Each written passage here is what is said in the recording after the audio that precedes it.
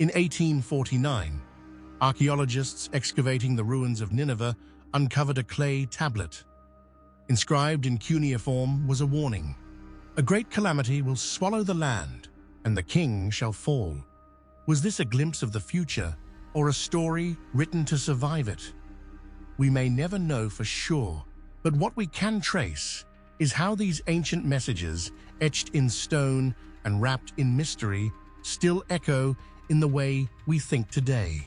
From the Andes to the Nile, across deserts and river valleys, people have carved their fears, hopes, and visions into stone. Prophecy shaped the way ancient cultures built their cities, ruled their empires, and faced the unknown. Temples aligned with stars, bones cast in sacred rituals, scrolls hidden in caves, each one a message about what might lie ahead. But were these predictions truly supernatural, or do they reveal something far more human? This is Armchair Archaeology, and today we're exploring the science behind ancient prophecies and the beliefs, behaviors, and buildings they left behind. And stay with us, because before we're through, we'll uncover how one ancient text seemed to predict a modern catastrophe, until a single mistranslation unraveled the whole illusion. Before we dive in, make sure to subscribe to Armchair Archaeology and hit the bell so you don't miss future explorations into history's most intriguing mysteries. We've got plenty more to uncover. From daily horoscopes to economic forecasts, we're still trying to read the future. But the impulse to predict isn't modern. It's one of the oldest traits we carry. Long before calendars or writing, early humans observed the world around them for signs. The rising of the moon, the flight of birds, the path of the wind, all became clues. These observations weren't superstition, they were survival strategies. The ability to anticipate a herd's migration or the shift of the seasons gave ancient communities an edge. Over time, our brains became attuned to cycles and signals, whether they truly existed or not. It's called apophenia, our brain's instinct to find meaning in coincidence and patterns in randomness. Like seeing a face in a cloud, or thinking a horoscope was written just for us. It's the same mental shortcut that makes us see faces in clouds or find personal relevance in vague predictions today. But this instinct didn't stay in the mind. It became part of the material world. Across continents, archaeologists have uncovered early ritual sites that reflect cyclical awareness. One of the most striking is Göbekli Tepe in southeastern Turkey. Built over 11,000 years ago, this complex of massive T-shaped pillars predates agriculture and writing, yet its layout appears tied to seasonal or celestial cycles. The carvings on the stones, animals, symbols, shifting forms, suggest an attempt not just to reflect the world, but to understand and perhaps influence it. If this kind of ancient ingenuity fascinates you, check out Secrets of the Ancient World, our in-depth ebook on lost civilizations, mysterious technologies, and the unsolved puzzles of the ancient past. You'll find the link in the pinned comment below. This is where prophecy begins, not in temples or texts, but in observation, memory, and imagination. What began as survival became story, and what began as guesswork eventually took on the gravity of divine truth. The traces of that transformation remain, etched into the oldest stones we've found, still oriented toward the sky. As belief systems matured, prophecy became more than personal reassurance. It became political infrastructure. What began as instinct evolved into a way of organizing societies, reinforcing power, and legitimizing decisions. In many ancient cultures, prophecy didn't just reflect belief, it shaped law, leadership, and legacy.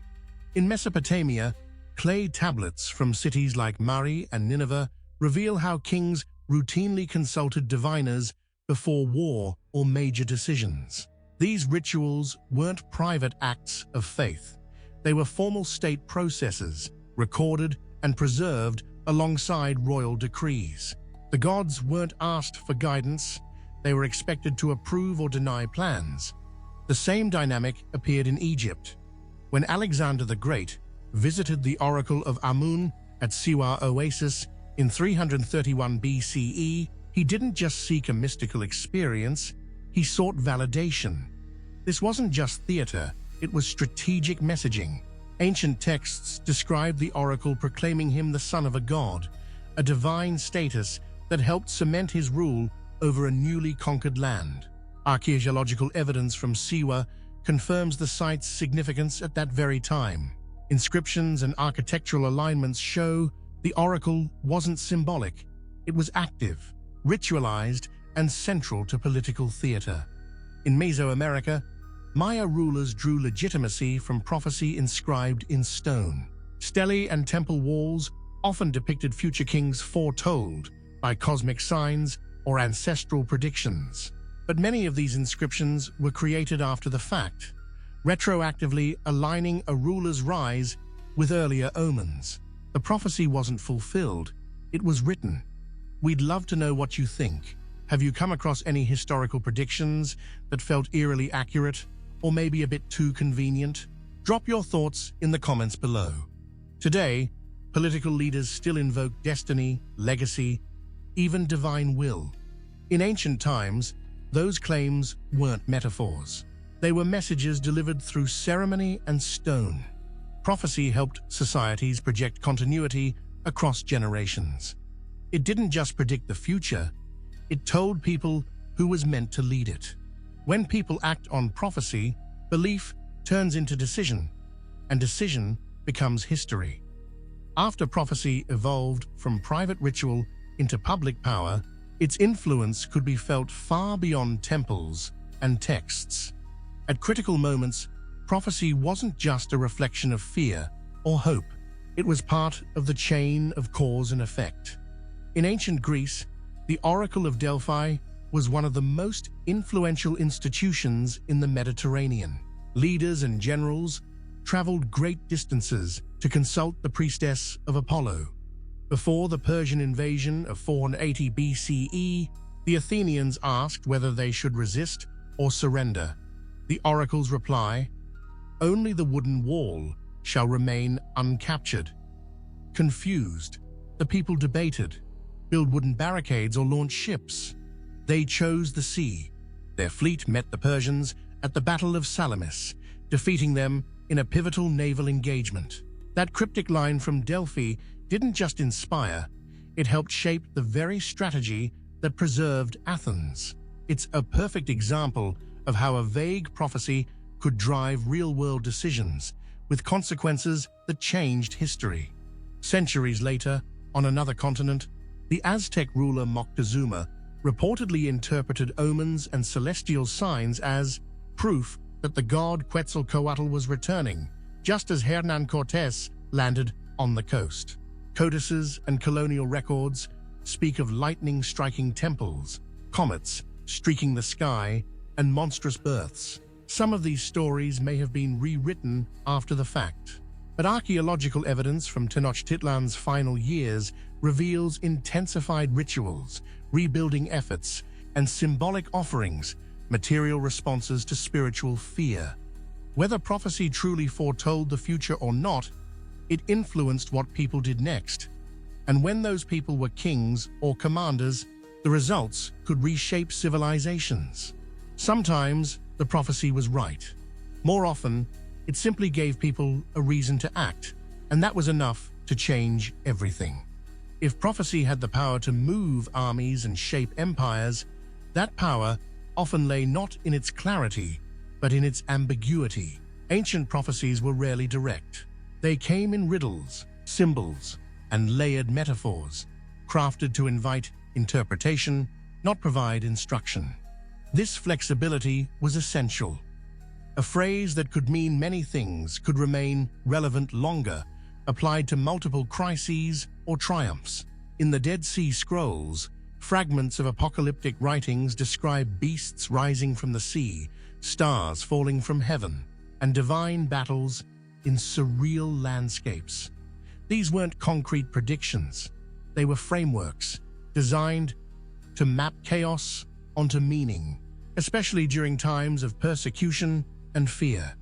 The same idea appears in visual language. Maya glyphs often combine celestial symbols with narrative action.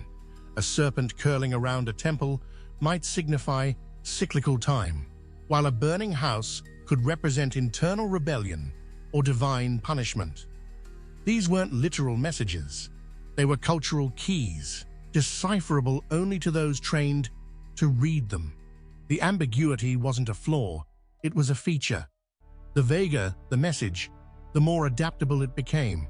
In China, prophetic omens were often encoded into stylized calligraphy or poetic couplets, each word chosen for symbolic resonance rather than literal meaning.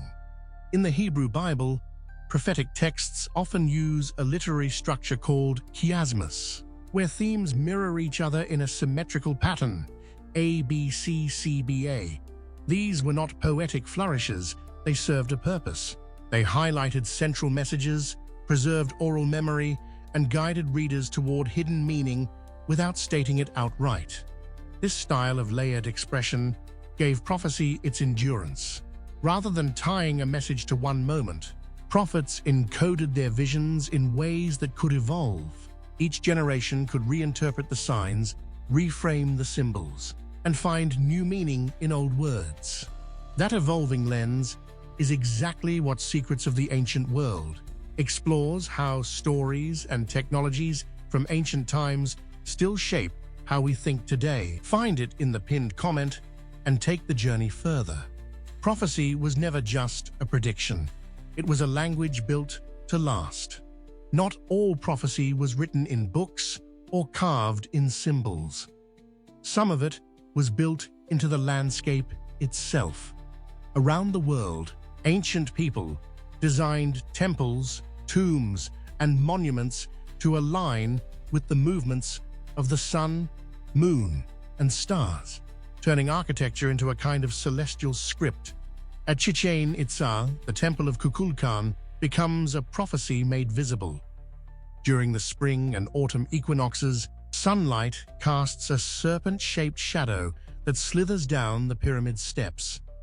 It's not just spectacle, it reflects the Maya belief in the cyclical return of deities and the renewal of time.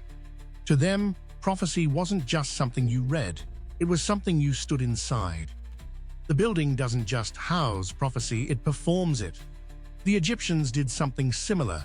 At the Temple of Karnak, the rising sun at midwinter floods the sanctuary with light, illuminating sacred carvings on a single preordained day. In Nabta Playa, a Neolithic site in southern Egypt, standing stones erected over 7,000 years ago appear aligned to the rising of Sirius, a star associated with the flooding of the Nile. These alignments linked cosmic rhythms to earthly needs, guiding rituals, harvests, and political power. We see this same intention at Newgrange in Ireland. Built around 3200 BCE, its inner chamber is lit by the rising sun only on the winter solstice. The light cuts through the darkness for just a few minutes each year. For those who witnessed it, that beam of light was more than astronomical. It was divine reassurance that the cycle would begin again. Today, we still gather to watch meteor showers, blood moons, and solar eclipses. The tools have changed, but the longing hasn't. Across millennia, the stars remain one of our oldest prophecies, silent, precise, and endlessly returned to. While many prophecies pointed to the stars, others came from the soil, the rivers, and the sky just overhead. Across ancient cultures, people didn't just watch the heavens, they watched the land. And when patterns repeated, they remembered. Over time, that memory hardened into ritual and eventually into prophecy. In Babylon, clay tablets record the rising and setting of planets alongside harvest yields and weather conditions. Think of it as early data science. only guided by ritual instead of algorithms. These weren't casual notes. They were careful logs kept by temple scribes used to predict the timing of floods, eclipses, or even civil unrest. Much of this wasn't mysticism, it was early data science, guided by ritual and preserved through belief. In China, court astrologers tied cosmic events to dynastic health. A solar eclipse during the reign of a corrupt emperor wasn't just astronomy, it was judgment, and rulers took it seriously, often reshaping public policy to realign with what they believed was the will of heaven. And in the Andes, the landscape itself preserved what prophecy could only suggest. At Tiwanaku, near Lake Titicaca, archaeologists have discovered sediment layers showing prolonged droughts that coincide with the collapse of the city's political structures. These layers don't contain inscriptions or omens, but their regularity likely informed local myths. Over generations, memories of ecological stress became prophecy in narrative form. What looked like divine foresight was often an inherited awareness of recurring threats. Prophecy became a way to package memory, a method of transmitting warnings through story, ritual, and belief. Before weather models or climate charts, people learned through time. They watched their world shift, adjusted, and then taught others how to do the same, sometimes by encoding those lessons in visions of the future. Even when ancient prophecies were vague or failed entirely, they often still felt convincing. That's not a trick of the text. It's a feature of the human brain. We're not just pattern seekers, we're meaning makers. And when we expect to find meaning, we usually do. One of the most powerful psychological forces at play is confirmation bias, our tendency to notice information that supports what we already believe and ignore what doesn't. If a prophecy suggests a time of fire, we're more likely to remember it when war breaks out and forget it when peace holds. That's the power of the human mind. It remembers the hits and forgets the misses. The prophecy wasn't more accurate, it was more emotionally sticky. Another familiar mechanism is the Barnum effect, where people accept vague, general statements as personally meaningful. Lines like, "You sometimes doubt yourself, but have hidden strength," apply to nearly everyone, yet feel uniquely specific. Ancient oracles spoke in similar language. So do modern horoscopes, tarot readers, and even fortune cookies. These cognitive shortcuts aren't flaws, they're survival tools, built-in systems for sorting the unpredictable world into something manageable. But they also open us up to believing in signs that were never sent. Archaeology captures the consequences of these mental tendencies. In ancient archives, we often find selective preservation of prophetic texts. The inscriptions that aligned with later events were copied onto stelae or stored in temples. Others simply vanished. What survives isn't necessarily the most insightful, it's what matched the outcome. This pattern builds a powerful illusion that prophecy works, but in truth, it often works after the fact, once our minds have reshaped the message to fit the result. Prophecy doesn't have to predict the future to feel real. It just needs to echo what we already suspect might come true. Prophecy offered more than explanation. It offered reassurance. In a world marked by uncertainty, loss, and upheaval, the idea that events had meaning gave people strength. A prophecy, even a grim one, could make chaos feel purposeful. In that sense, belief wasn't weakness, it was strategy. In many ancient cultures, prophecy became a way to cope with crisis.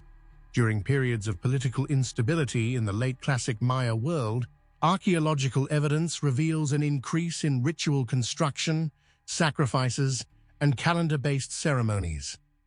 Temples were expanded, cycles invoked, and cosmic signs cited, all to realign with perceived spiritual timelines. These weren't just responses to drought or decline.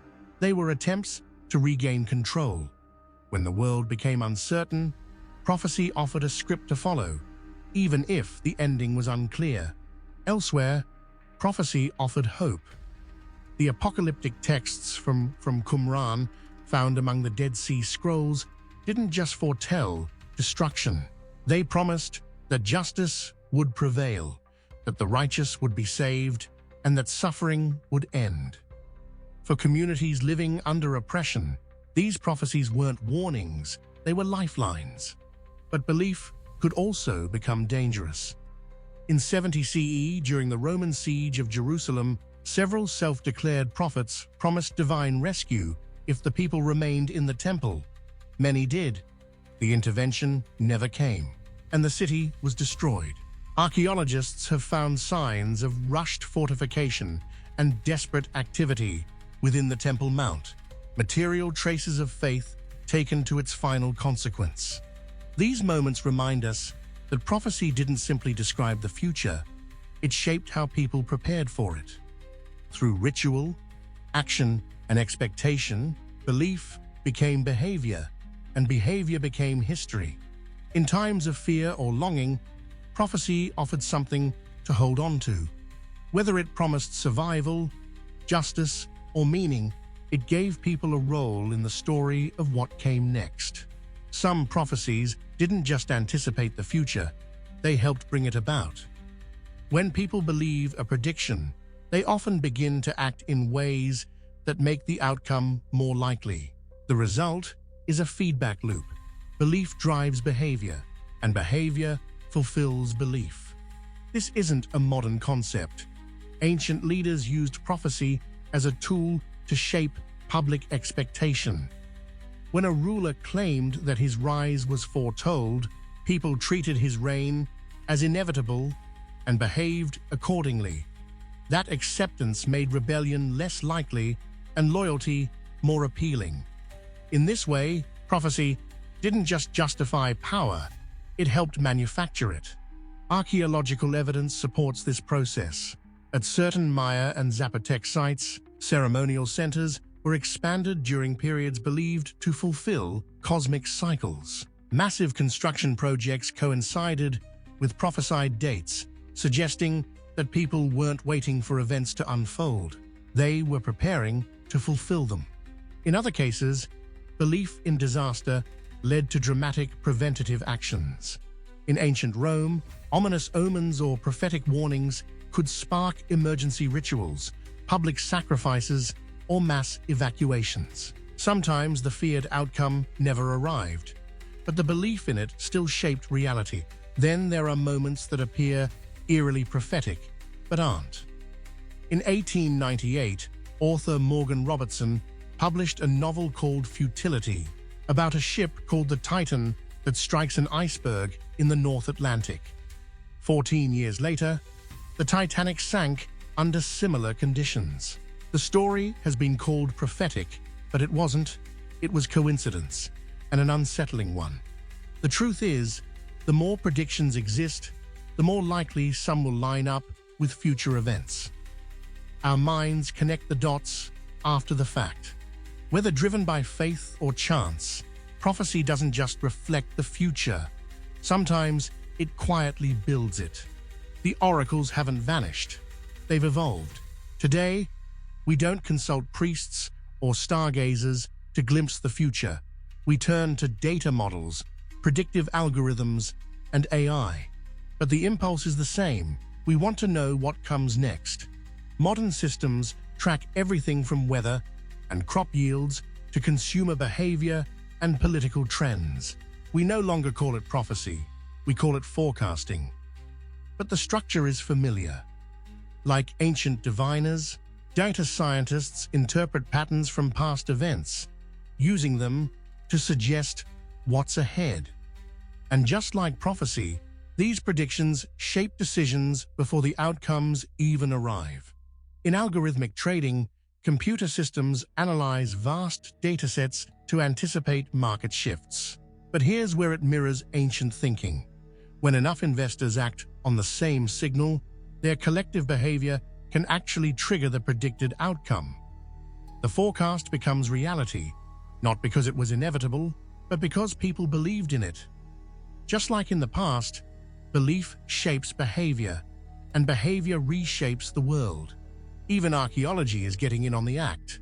Predictive models trained on past dig sites are helping researchers identify likely locations for undiscovered ruins.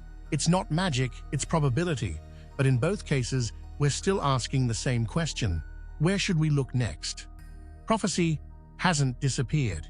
It's just become more mathematical. Yet emotionally, it still carries weight. Weather alerts influence travel. Economic forecasts guide policy. Social media algorithms anticipate our desires before we articulate them. Each of these tools reinforces the feeling that the future is knowable and manageable. The ancients looked to the stars. We look to servers. But the underlying desire is timeless: to reduce uncertainty, to see ahead, to find meaning in motion. Whether inscribed on a tablet or coded in a spreadsheet, prophecy still shapes the world we build. If you've been enjoying this deep dive and want to support more videos like this, consider hitting the super thanks button. It helps keep Armchair Archaeology digging for the hidden stories of the past. Prophecies have never just been about the future. They're reflections of the people who create them, their fears, their hopes, and their need for meaning in a world that rarely offers certainty. From clay tablets to stone temples, sacred texts to cosmic alignments, prophecy gave structure to the unknown and made the future feel a little less wild.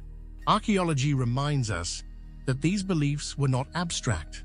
They were built into daily life, reinforced through ritual, and carved into the landscape.